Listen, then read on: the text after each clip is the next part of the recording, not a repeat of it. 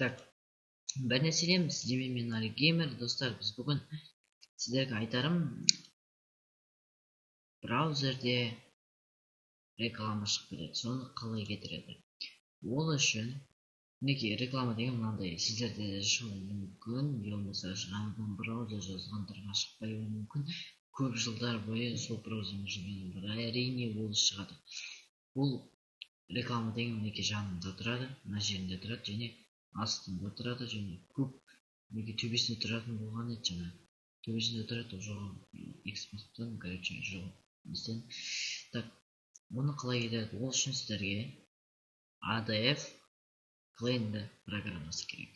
Ол короче, Google'ге ADF жазасыздар, болды, сонда шығады. Мінекей қарағанда ADF клейнер 6.0.44. осыны скачать етіп аласыздар, және скачать еткеннен кейін сканировать етпей ақ қояйын, өйткені мен еттім, бірақ шығып тұрған браузерге жақындаған ауысқан, сосын шығып тұр. Бұны кетірем. Мен перезагрузка қылған жерде түсірген. Ол үшін осы нені басасыздар, сканировать жасасыздар. Басқаннан кейін сіздерге вирустарды көрсетеді, және содан кейін толғаннан кейін, күтіңіздер, толғаннан кейін сканировать деген мынандай болып қалыпты,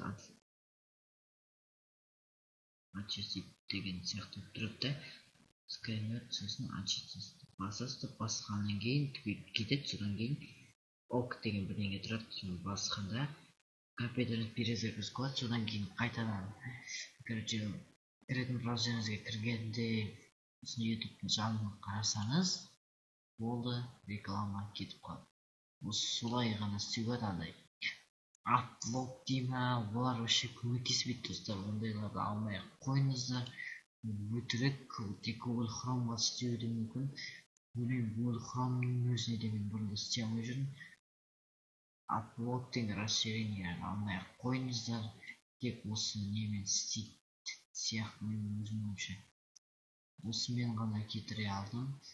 Так, достар, видеоға лайк басып қойыңыздар, достар. Каналда активность мүлдем азайып кетті, сондықтан да видеоға лайк басып, каналға жазылмағандар болса. Так, сау болыңдар. Байте.